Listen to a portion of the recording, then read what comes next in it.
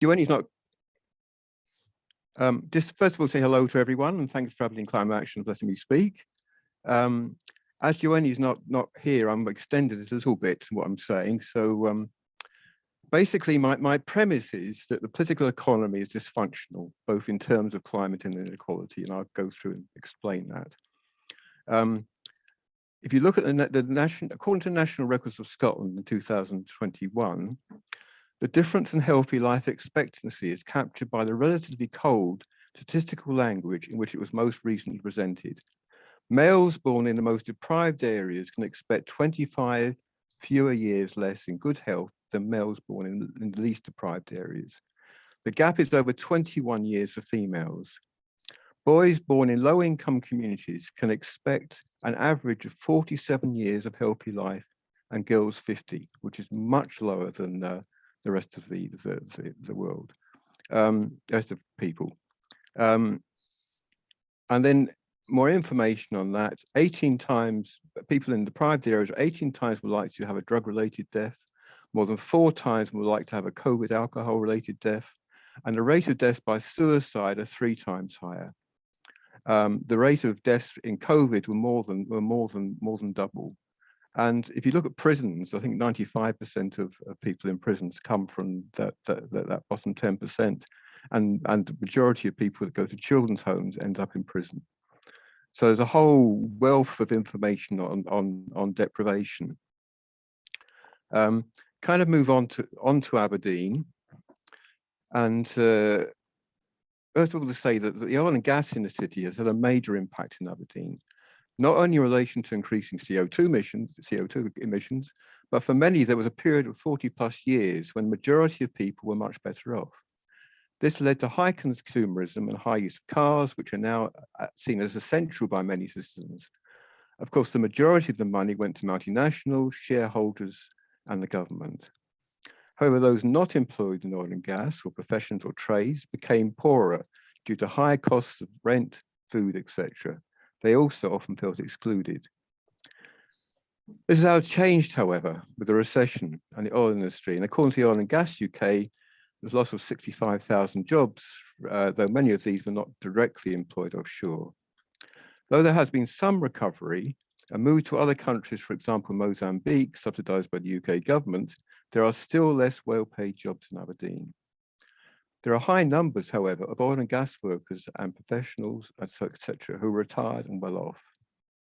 However, the latest figures on unemployment show that Aberdeen now has as high a rate at 4.6% as the rest of Scotland. So historically, Aberdeen's been very, very low in unemployment. That's changed. More surprisingly, full-time workers are being paid less per hour at 15 than the average Scottish worker at 15.93. So North East is no longer the big wealthy area that it was in many ways. And in terms of recovery, COVID recovery has had the North East of Scotland, in terms of the UK, has had the largest fall in employment of any area, and is being the slowest in making a recovery.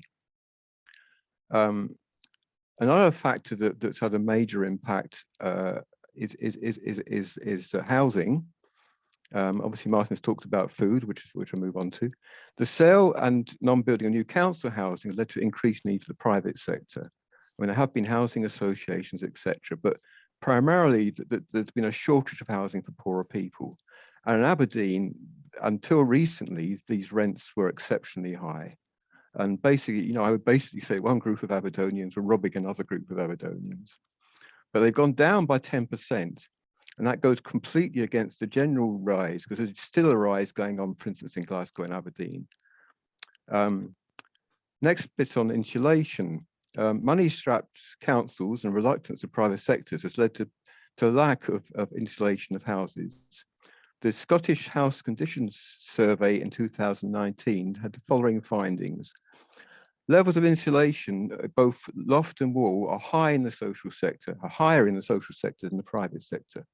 55% of homes in the private sector have wall insulation compared to 70% in the social sector. In the private sector, 63% of lofts are insulated to 200 millimeters or more compared to 75% in the social sector. So despite the fact that people were getting high rents, people haven't been, owners of private housing haven't been insulating homes as well as they should have done. Another area I think it's worth looking at is transport. The Scottish government for some time has had a really good scheme in terms of bus concessions for retired people and disabled people, and they're going to extend that to younger people. That's brilliant. However, the actual subsidy is given it doesn't actually cover the whole cost. So that pushes up the fares for others of working age.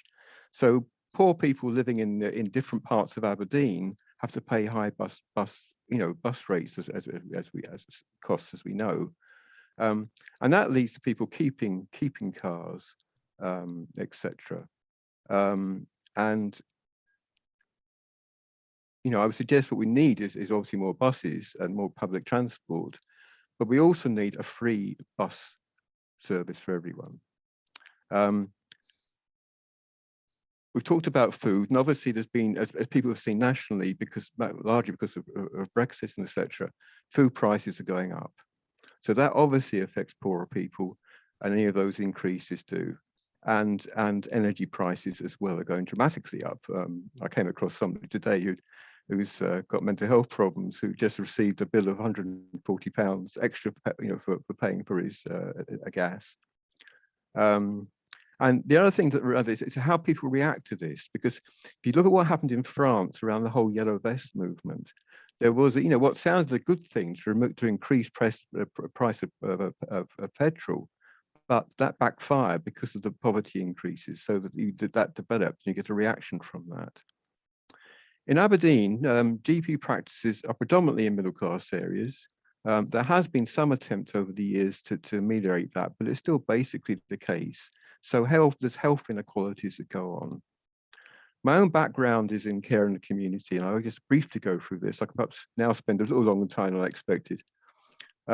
First of all, a lot of people moved out of psychiatric hospitals into the community, both learning disability and mental health. And then a bit later, there was a movement of closure of a lot of old people's homes, residential homes, and more work in the community. A lot of this was outsourced, and a lot of it was good. However, it began the cut in wages to people working. That was a start. And then two things came together really in Aberdeen. One was that the Aberdeen Council overspent. And the second was austerity coming from following the financial collapse.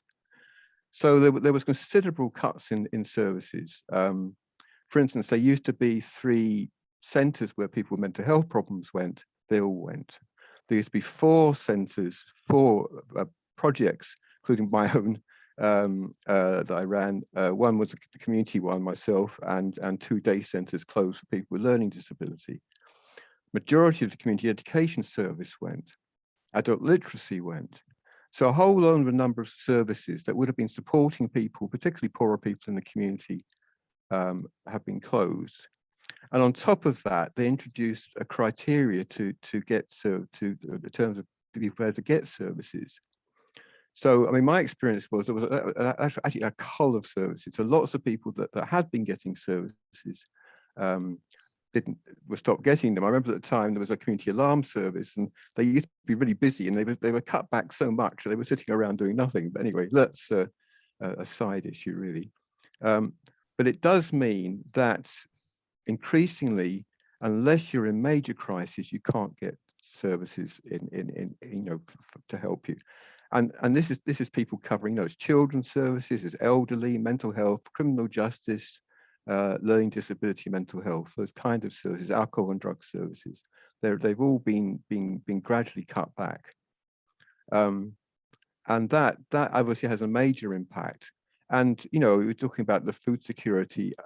There'd be people who aren't getting certain, often the people that lost services. I mean, my area was learning disability and physical disability towards the end. And the people that lost services were those people who were, if you like, were on the borderline, were autistic or on the borderline learning disability. And they were often the people that got into most difficulty in terms of society.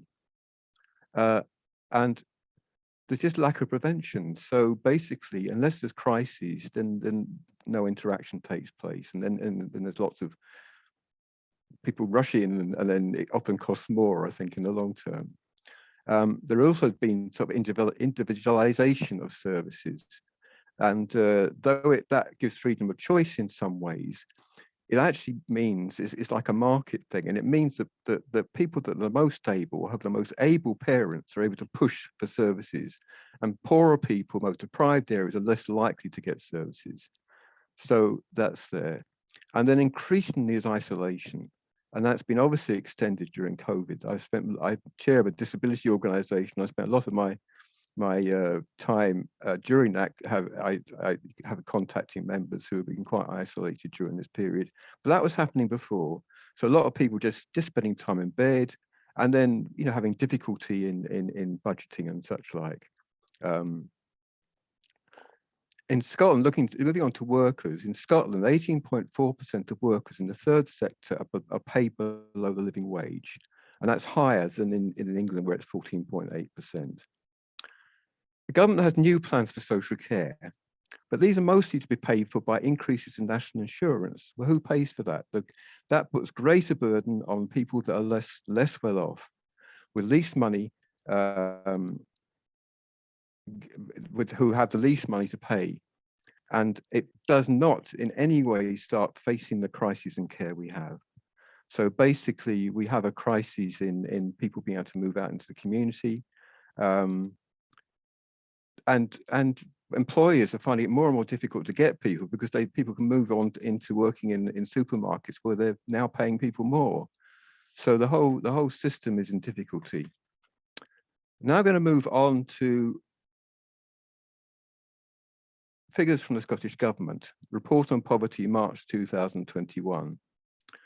1 in 4 children in Scotland are living in poverty. 28% of 16 to 24-year-olds living in poverty. 1 in 5 working age people in Scotland are living in poverty. 15% of pensioners are living in poverty. 60% of working age adults in poverty, and 65% of children in poverty live in households where someone is in employment. And then looking at ethnicity, 41% of Asian background are in poverty, 43% of Black background, and 52% of Muslim background.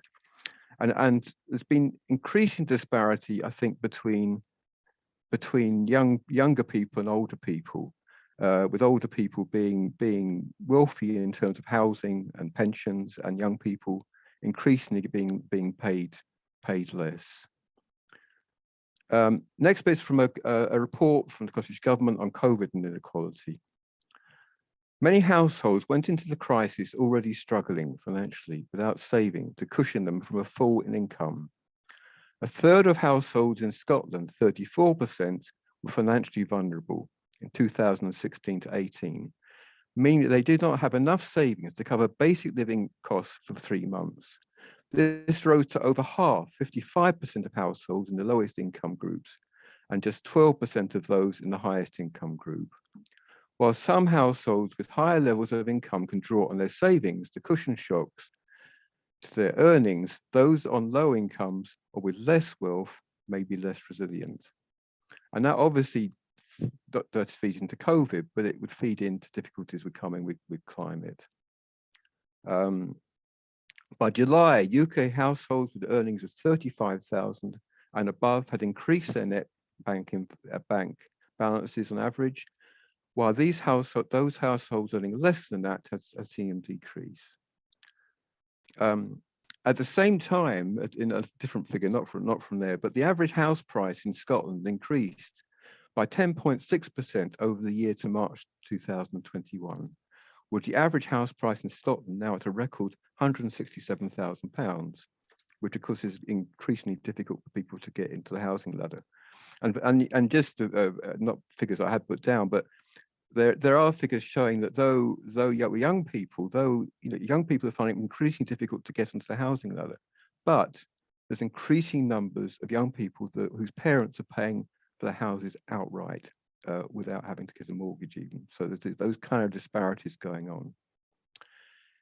It's been a year like no other, and we aren't talking about the pandemic. We're talking about surging cryptocurrencies and skyrocketing stock prices. The number of billionaires on Forbes' 35 annual list of the world's wealthiest exploded to an unprecedented 2,755, 660 more than a year ago. Altogether, these billionaires are worth 13.1 trillion, up from 8 trillion in 2020. The Sunday Times 2021 Rich List recorded an extremely rapid rise in the wealth of the extremely rich, with a 24% rise in the number of billionaires in Britain to 171, with a combined wealth increase of 21% to 597.2 billion. Sir Ian Wood, these are out of date figures, but he's obviously someone in Aberdeen, an estimated net worth of 1.9 billion. It's probably much higher than that now. In terms of climate change, the world, according to Oxfam, the world's richest 1% cause double the CO2 emissions of the poorest 50%. The richest 10% of the global population, comprising about 630 million people, were responsible for about 52% of global emissions over the 25-year period. Globally, the richest 10% are those earning more than £27,000 a year, which might not sound so much to many people here, but and the richest 1% are people earning more than 100%. However, the big disparities are not about income, they're about wealth. And one of the things that the government used during both austerity and during the COVID thing, the Bank of England did, was a financial crash. The new kid in the block was quantitative easing, the provision of new minted electronic cash supplied directly by the Bank of England.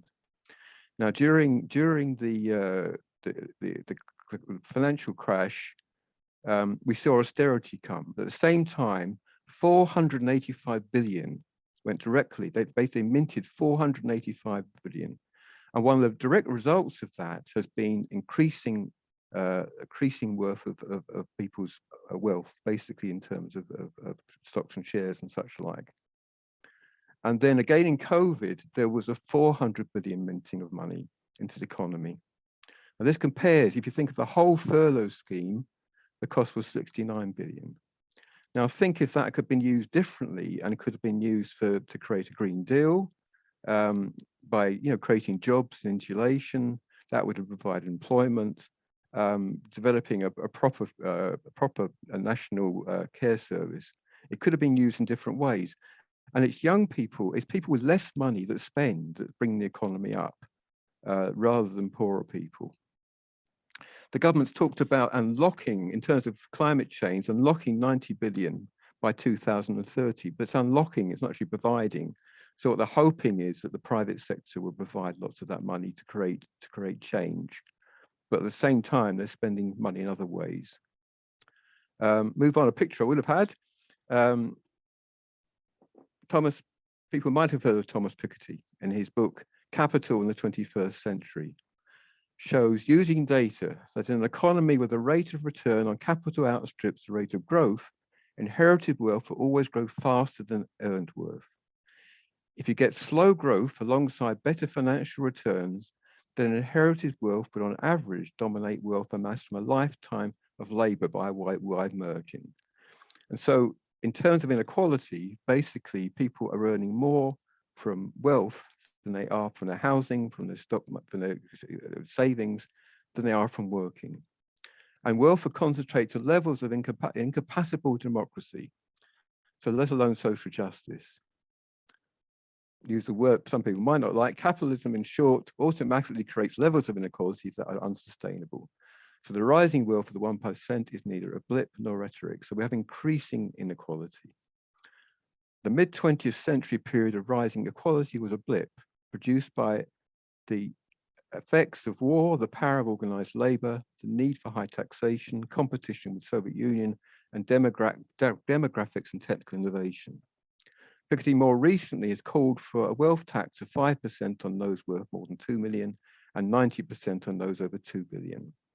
Now, our system, I think, has got out of control. If you look at the writings of Adam Smith, who's seen as the kind of original guru of the free market, of free enterprise, he'd be horrified at what's going on, because free markets are meant to start with people at an equal basis, but we have increasingly monopoly capitalism with huge firms like Amazon controlling things, and that people basically start off in life very poor with high levels of inheritance. Finally, before I make some other comments, move on to taxation. Richard Murphy in his Tax Research UK, from Tax Research UK, he appraised the data from the Office for National Statistics, HM Treasury and HM Revenue and Customs. 4 main conclusions are reached. The first, that is in the period 2011 to 2018, the national income of the UK was 13.1 trillion. And that same period, the increase in the net wealth was 5.1 trillion. Stress that this figure is not total wealth, but the increase in the wealth in that time. Secondly, overall effective tax rates and income during the period were unlikely to have averaged more than 29.4%. So an income, people are being taxed on 24.9 on average, and obviously poorer people are being taxed at a higher level. But the taxation on wealth is only at 3.4%. Third, if these rates have been equalized, it could at least principle have been possible to raise an additional 174 billion in tax revenue per annum than from the owners of wealth. So it goes 10%, the bottom 10% basically spend 42% of the money they earn on tax. The top 10% only spend 18%. So that's things like VAT on food and things like that. So the taxation system is actually taxing poorer people, as it is with the social care system, more than it is richer people. On top of this, there's tax evasion, which is massive. The Pandora Papers, I mean, it's interesting, you can have adverts quite happily on the internet for people to how to avoid paying tax. But if people try and fiddle unemployment benefit, universal credit, they're in big trouble. But the Pandora Papers show that the massive extent of tax evasion across the globe, 483 billion in tax that countries lose a year, 312 billion is lost to cross-border corporate tax abuse, and 171 billion is lost to offshore tax evasion by wealthy individuals. London is a centre of tax evasion in the world and money laundering, and links into the British Virgin, Jersey, Cayman Islands. Now, basically, what I'm saying is that if we are going to change inequality, and if we're going to do something about climate change, we need to do something about wealth. It's both if people have more money, as it's pointing out by Oxfam, they create more climate. And if people are poor, they're struggling, and also will start reacting if changes are brought in which don't include inequality. So I think to deal with both these problems and the link with these problems, we need to bring in more wealth taxes, etc. And that's me, and hopefully we'll have some interesting discussion to follow. Thank you.